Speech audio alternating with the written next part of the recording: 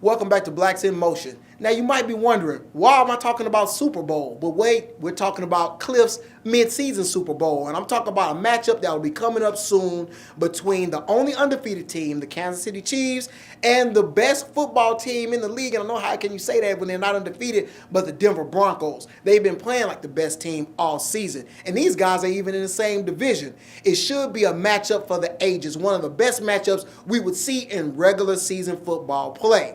Well, of course, let's talk about the undefeated Kansas City Chiefs first. Look, what are they doing that is so great? And that answer is defense. And I've talked about them before. The two outside linebackers, starting with Tamba Ali. He's recorded 9 sacks so far. And the other guy on the other side of the line is Justin Houston with 11 sacks. And not to mention, they're getting good play from their 2-year nose tackle, Dontari Poe. So listen. These guys are doing it on defense, putting pressure on opposing quarterbacks, and wreaking havoc. Now, what's some of the other things in this equation? Well, on offense, running back Jamal Charles. He has over 1,000 yards from scrimmage right now, accounting for 8 touchdowns. Look, this guy is perfect for another addition to the team, Andy Reid, his coaching scheme. Jamal Charles is perfect for that. Why? Because he can run and catch the ball out of the backfield. And obviously something that Andy Reid is doing is great. Why? The Kansas City Chiefs only had 2 total wins last year. 2. They've quadrupled that already at 8-0. These guys have a perfect record. So the presence of Andy Reid is making a difference. The other thing that's making a difference is Alex Smith. Now, with just over 1,800 passing yards and only 9 TDs with 4 interceptions, you would say he's not blowing any stats out of the water, and he's not. But his number one attribute to the team's success is his game management skills. Yes, he's thrown 4 interceptions, but they haven't come at the wrong times, and it hasn't cost them any wins. The guy's a great game manager. A lot of people don't realize how good he was out in San Francisco. Yes, he may not be performing the way a number 1 overall selection should play, but this guy's not costing his team any wins.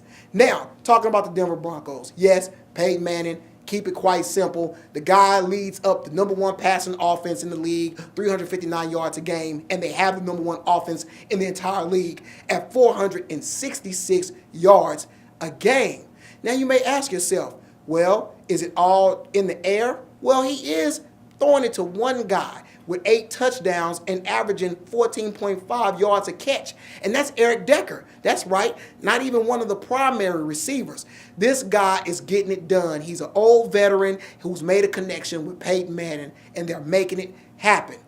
Also on the offensive side of the ball, running back Noshawn Moreno. Now look, their running game's not great. He only has 450 yards, but he has 8 touchdowns. So that means he's effective in the red zone. They have the option to pass or run when it counts the most, and guaranteed that Peyton Manning will always put them in the position to be successful.